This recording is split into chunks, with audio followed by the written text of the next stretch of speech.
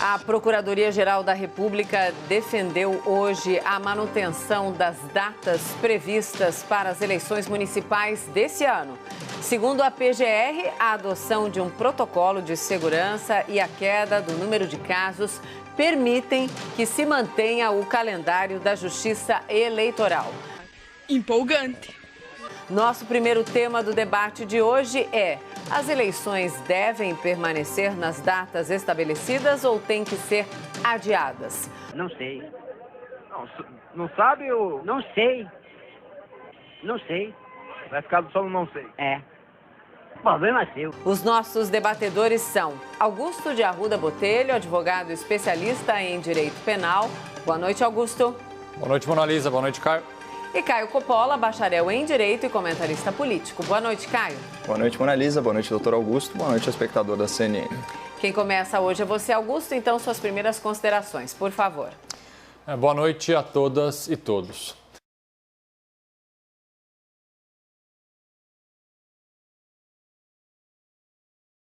A pandemia do coronavírus já levou ao adiamento de 57 eleições no mundo. Países como Estados Unidos, França, Suíça e Chile tiveram alguma alteração nos seus pleitos eleitorais. O Brasil também. A eleição prevista para ocupar o cargo deixado pela senadora Juíza Selma. O que mais me preocupa e o que teria o maior impacto na representatividade das nossas eleições seria uma campanha pautada exclusivamente por, digamos, informações digitais. Com a sabida e prejudicial influência das fake news, uma campanha baseada apenas em disparos em massa de WhatsApp, em memes e em redes sociais é tudo que a nossa democracia e o nosso momento não precisam.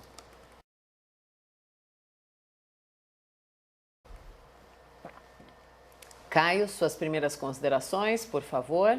Eu peço licença para um comentário um pouco mais longo e retomo aí a pergunta do debate, né? Então, as eleições municipais para prefeito, para vereador, elas devem ocorrer nas datas estabelecidas, tanto 4 de outubro, primeiro turno, e 25 de outubro, segundo turno. Bom, dadas as informações agora disponíveis e considerando a evolução da pandemia no Brasil e no mundo, as datas devem sim ser mantidas, assim como recomendou o ofício do Ministério Público Eleitoral endereçado às lideranças congressuais. O vice-procurador-geral do MPE, ele foi técnico, na sua justificativa pela manutenção do calendário eleitoral. Ele indicou estudos estatísticos que projetam um cenário de controle da pandemia até outubro. Ele sugeriu a adoção de protocolos para evitar aglomerações, filas e contaminação durante a votação. Ele citou o exemplo de outras nações democráticas em continentes diversos que mantiveram a sua programação, o caso de Coreia do Sul, Chile, Estados Unidos e Espanha, esses últimos dois países muito afetados aí pela pandemia. Ele alertou também para a indesejável possibilidade de extensão dos mandatos dos atuais prefeitos e vereadores, como bem pontuou o doutor Augusto, e argumentou que o adiamento das eleições ele podia dificultar a fiscalização dos candidatos, das chapas e das campanhas eleitorais, que são um verdadeiro celeiro de ilegalidades e crimes do colarinho branco.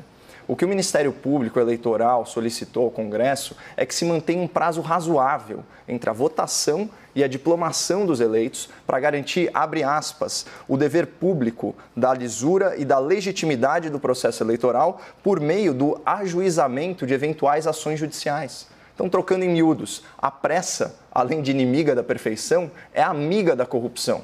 Portanto, reduzir o período de fiscalização é meio caminho andado para a impunidade que os políticos malandros tanto desejam. E esse ano eles já conseguiram uma brecha extraordinária para superfaturar custos de campanha, montar esquemas de caixa 2 e ainda receber de volta uma parte do dinheiro. A partir dessas eleições, gastos milionários com advogados, eles estarão excluídos do limite de despesas previstos em lei. É um verdadeiro incentivo ao crime eleitoral, especialmente num país em que alguns advogados, além de defensores, são cúmplices dos seus clientes.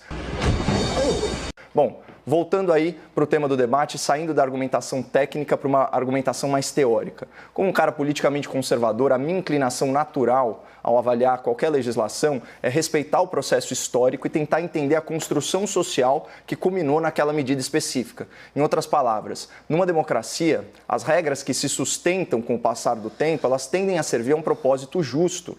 E aqui nós estamos diante de uma dessas normas, ou de um desses princípios, que é a periodicidade eleitoral, ou seja, a previsibilidade de eleições com data marcada e de mandatos eletivos com dias pré-estabelecidos para começar e para terminar. Esse princípio da periodicidade eleitoral é tão importante, mas tão importante no nosso ordenamento, que a Constituição Federal consagrou esse valor como uma cláusula pétrea. Então, aqueles dispositivos legais que não podem ser alterados nem por emenda constitucional. Então, o texto do parágrafo 4º, inciso 2, do artigo 60 da Constituição, ele é bem claro nesse sentido. Diz o seguinte: não será objeto de deliberação a proposta de emenda tendente a abolir o voto direto, secreto, universal e periódico.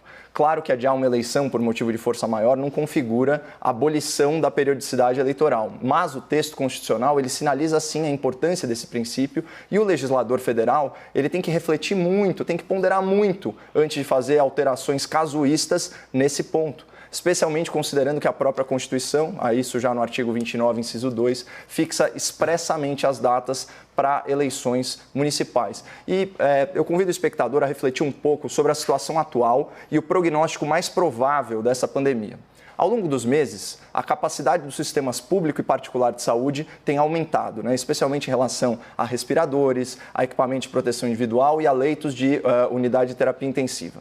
Ao longo dos meses, aumenta também o número acumulado de pessoas infectadas e, consequentemente, a imunidade de rebanho. Ao longo dos meses, cresce o conhecimento médico sobre a Covid-19. Então, vejam aí as novidades científicas dos últimos tempos. Agora, usar máscara ajuda a prevenir o contágio. A hidroxicloroquina pode sim ser um tratamento efetivo. Em cidades quarentenadas, 2/3 das contaminações ocorrem em casa. Pacientes assintomáticos não são agentes tão infectantes quanto se pensava. E a reinfecção pelo vírus é muito improvável. Esse conhecimento, associado aí ao fato de que a mortalidade por Covid-19 está diretamente relacionada a grupos de risco, nos dá muito mais segurança para seguir a vida, adotando aí novos protocolos de higiene e distanciamento social em ambientes públicos. E além de tudo isso, que eu já falei, tem um detalhe importante na nossa legislação eleitoral. No Brasil, o voto acima de 70 anos já é opcional. Então, já que a gente vai precisar de uma PEC, qual a dificuldade de tornar o voto facultativo para todos os brasileiros, nem que seja por uma eleição apenas?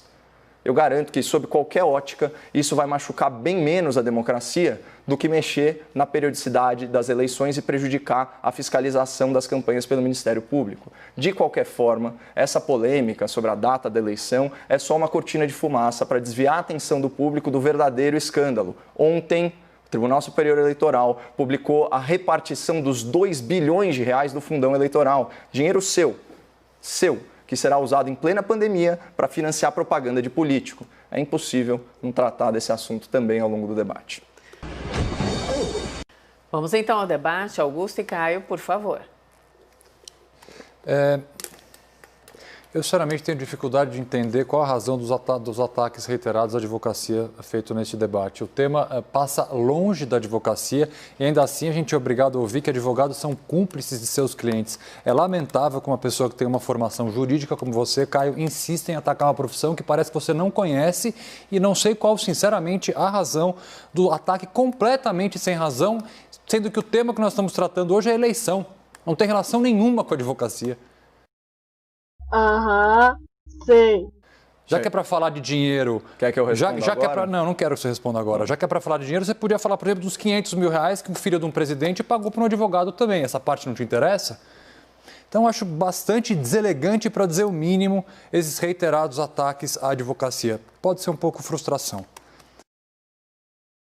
Agora, tratando do tema específico do debate, para que não fique uma divergência entre a minha fala inicial e a do Caio, porque ambos citamos os Estados Unidos como países que houve algum tipo de alteração nas eleições, de fato, como as eleições lá tem eleições municipais e outro tipo de eleições, as duas informações estão corretas, não tem aqui erro em nenhuma das duas falas.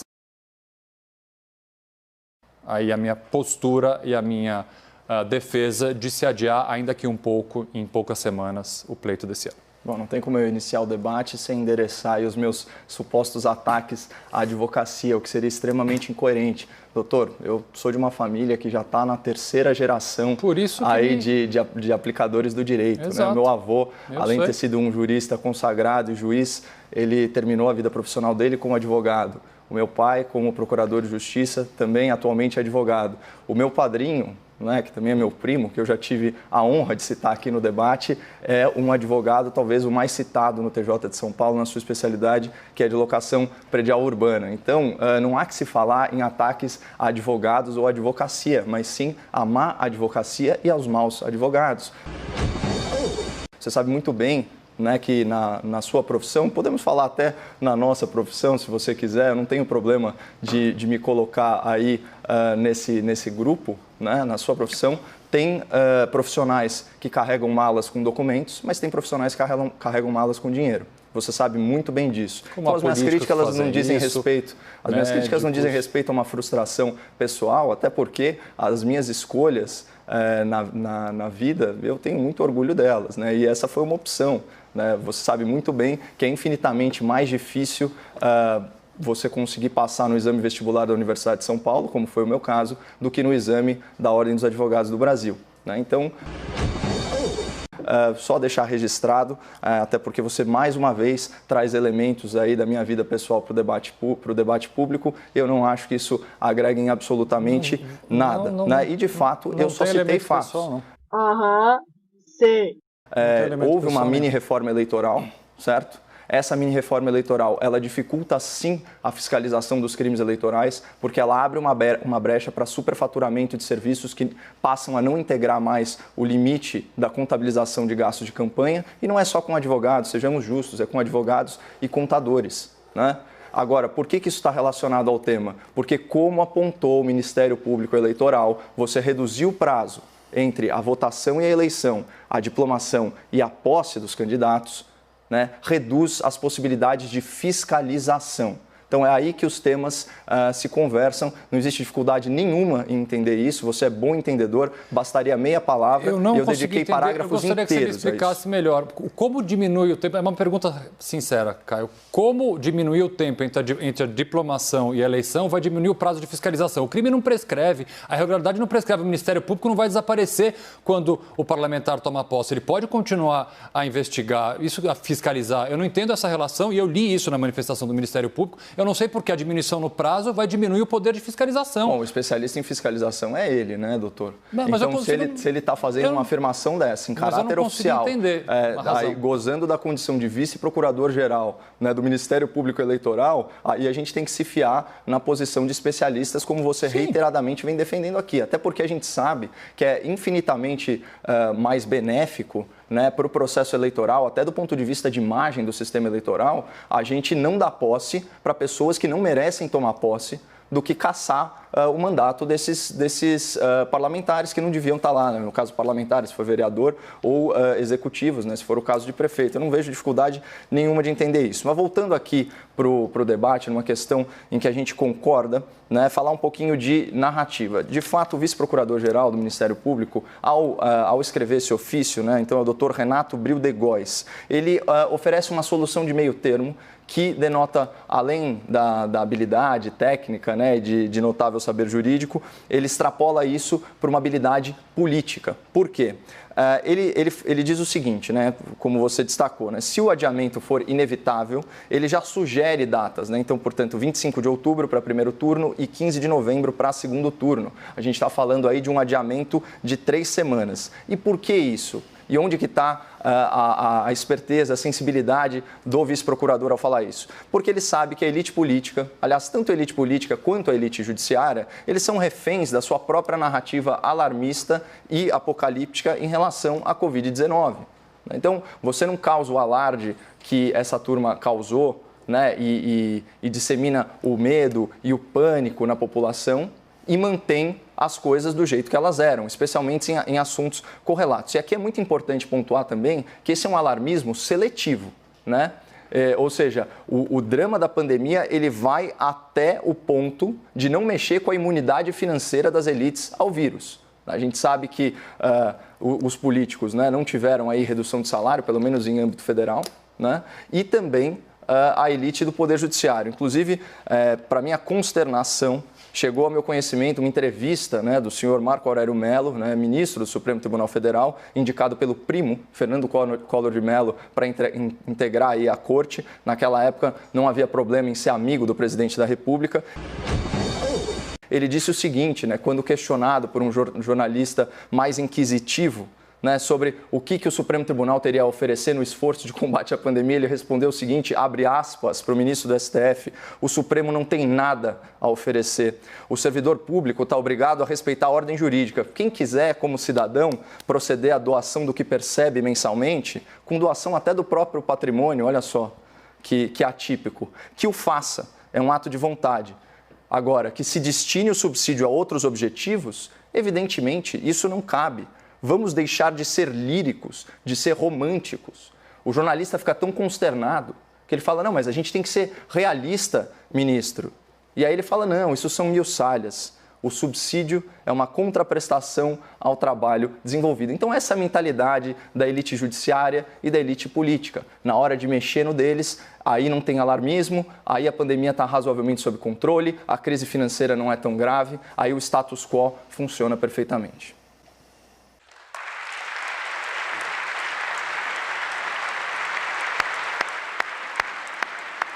Augusto? Estou pronto para ir para o segundo tema. Vamos para o segundo tema, Caio? Não, porque eu prometi ao espectador da CNN que eu trataria do verdadeiro tema, né? Aquele encoberto pela cortina de fumaça, que é justamente a questão da divulgação pelo TSE da repartição dos 2 bilhões de reais do fundo eleitoral. E aqui eu já coloco que eu cedo o tempo ao Augusto no segundo tema, se ele quiser falar sobre isso, né? Mas só para ler aí algumas participações, né? Porque é muito importante que o contribuinte nacional, o pagador de impostos, saiba para onde está indo o dinheiro, né? Então eu vou ler aqui os principais partidos e quanto do fundão eleitoral vai para a mão deles. Isso aqui é diretamente para financiamento de propaganda política de candidatos com o qual a maioria dos espectadores não concorda, né? Até porque a gente escolhe um candidato para votar, né? A gente não vota em vários candidatos, num pool de candidatos, não é assim que funciona. Então você acaba financiando candidaturas com as quais você discorda diametralmente. Para o PT, Partido dos Trabalhadores, maior partido do Brasil, 200 milhões de reais. Para o PSL, né, o ex-partido do presidente da República, 193 milhões de reais. Aqui é importante frisar que houve um racha no PSL, portanto, de certa forma, é uma fraude eleitoral essa verba aí toda para um partido que já não representa mais aquelas pessoas, muitas das pessoas que nele votaram. O PSD, 157 milhões de reais. O MDB, né, então Prócere, né, do fisiologismo no Brasil, 154 milhões de reais. Aí você tem o PP, com 140 milhões de reais, e aí você já vai, o PSDB, se não me engano, com 126 milhões de reais, o PSL com 26 milhões, aí você tem o PL, o DEM dos senhores Rodrigo Maia e Davi Alcolumbre, com 114 milhões de reais. Sempre friso aqui que a campanha para deputado federal do senhor Rodrigo Maia contou com inacreditáveis 700 mil reais de dinheiro público, né? E isso numa campanha de 1.800.000 reais, 1.500.000 reais, mas que mal conseguiu superar aí os 70 mil votos. Alguns outros partidos aí de baixa representatividade, mas de alta representatividade na imprensa, como o PSOL, por exemplo, com 40 milhões de reais. E de todos os partidos, tem o Partido Novo, que faria jus aí a 36 milhões de reais, mas já informou que abrirá a mão desse valor. Então, eu acho fundamental, queria deixar só um recado, os partidos, a grande maioria deles não vai abrir mão, mas é facultado ao candidato abrir mão dessas verbas eleitorais. Então, você que é eleitor e que não concorda, né, com o financiamento público de candidaturas, veja, né, isso está disponível, né, no site do TSE, veja se o seu candidato está sendo financiado por dinheiro público e tome a decisão se essa é a melhor forma dele começar aí o seu compromisso eleitoral. Caio, preciso pontuar que tanto as considerações iniciais quanto agora você estourou bastante o tempo, está bem desigual. Aham, sei. Vou ficar comportadinho, quietinho, já dei o recado. Eu acho que é mais do que... acho que não é nem uma questão de tempo. Se eu fosse ter que responder todas essas afirmações, eu adoraria debater esse tema com o Caio, nós já debatemos esse tema no passado, mas se eu entrasse no debate sobre financiamento de campanha, a gente fugiria tanto do tema proposto que a gente teria que trocar o nome do programa, ao invés de grande debate, seria Caio Coppola em debate. Então eu não vou fazer isso, eu não vou deixar ser pautado pelo aquilo que o Caio gostaria de falar. Então, sinceramente, eu não vou responder. Eu posso só trazer uma informação que já que é para gastar dinheiro, e, na verdade, o dinheiro para o fundo eleitoral, o dinheiro para financiar a democracia custa, a não ser que você queira, telespectador, ser sempre aí, ter como representantes o candidato rico, o candidato que consegue pagar do próprio bolso, que é isso, provavelmente, como eu já disse aqui algumas vezes, a proposta que meu debatedor defende. Mas já que é para economizar, por exemplo, a gente podia falar dos 83 milhões de reais destinados ao combate ao coronavírus, que foram destinados agora à Secretaria de Comunicação do governo. Para fazer comunicação do quê? Fazer comunicação do quê nesse momento? Esses 83 milhões vão para o SECOM para fazer o quê? Ao invés de comprar máscara, comprar respirador e tudo aquilo que o governo federal deixou de fazer. Então, mas volto a dizer, não é este o tema do debate de hoje. Mas eu me dou por satisfeito, não, doutor. Caio, agora não dá mais. Caralho! Agora você já falou, o Augusto respondeu, nós vamos então, ou nós não vamos para o segundo tema, ou vocês continuam no assunto. Eu preciso da concordância dos dois. Eu estou pronto para o segundo tema. Então vamos para o segundo tema. Esse tema nós podemos voltar numa próxima vez, se os dois concordarem. Com o maior prazer. Vai fazer crossfit na praia! A gente discute essa possibilidade depois. E tem os argumentos finais também, né? E isso, nos argumentos finais também, vocês têm a liberdade absoluta de tratar do que quiserem. Sim. Vamos então para o segundo tema. A Prefeitura de São Paulo vai abrir o comércio de rua amanhã e os shoppings na quinta-feira.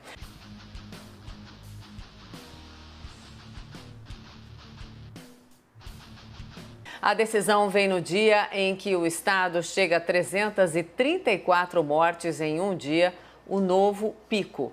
Nosso segundo assunto é: o governo de São Paulo está errando na maneira como define as ações para a reabertura da economia?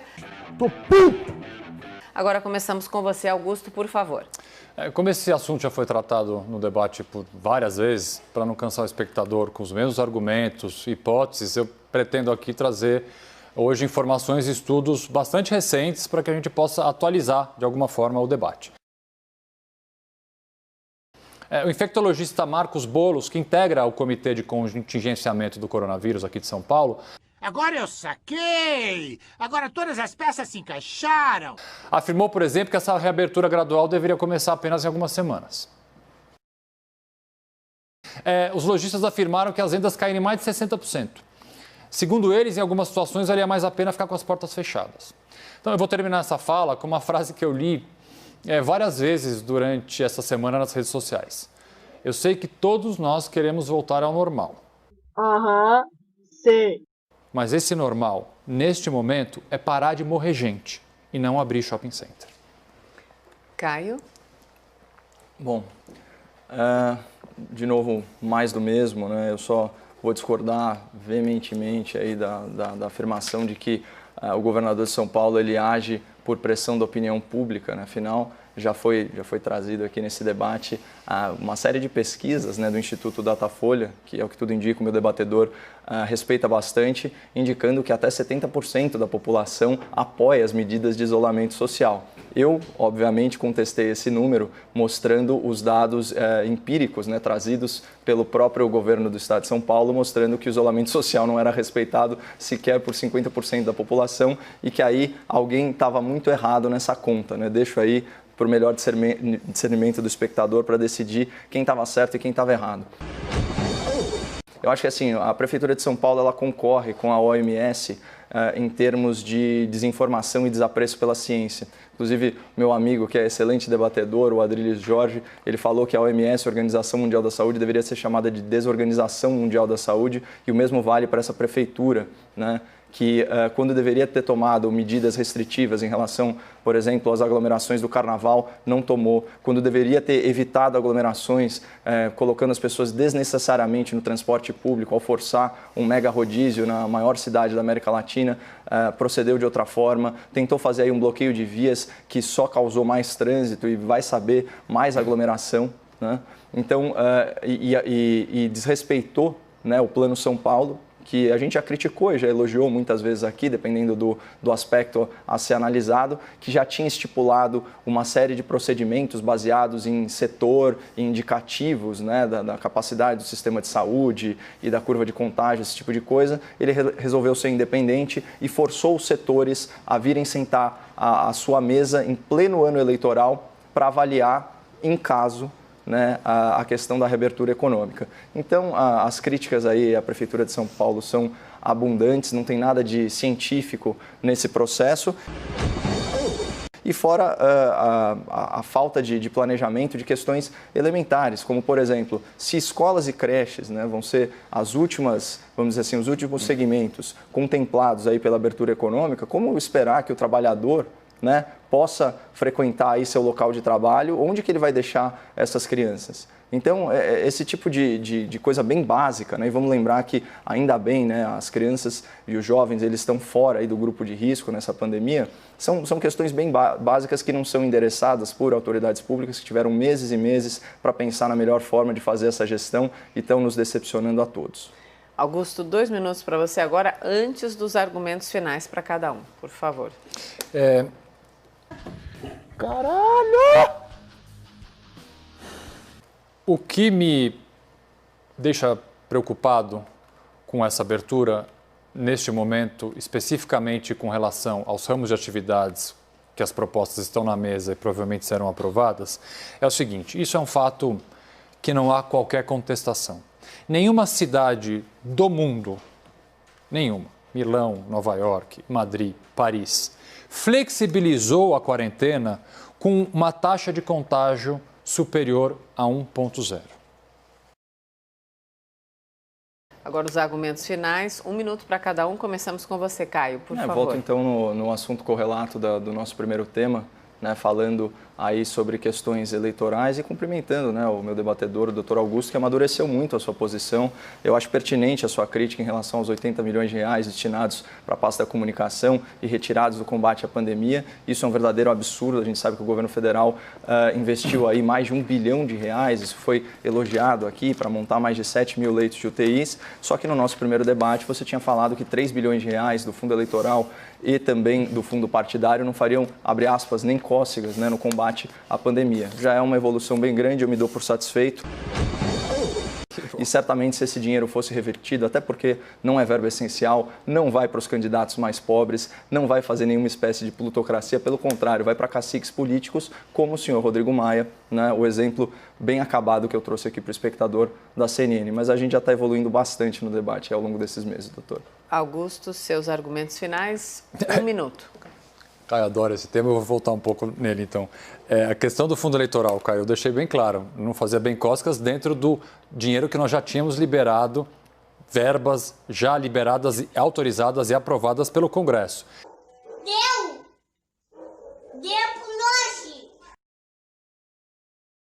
Eu espero, obviamente, como sempre nesse tema, estar errado e que nada aconteça, a gente possa viver numa mínima normalidade, mas eu temo que não. Obrigada, Augusto. Boa noite, até amanhã. Boa noite. E obrigada, Caio. Boa noite, até amanhã. Boa noite, Mona Lisa. E eu lembro a você que todas as edições do Grande Debate estão disponíveis na íntegra no nosso site.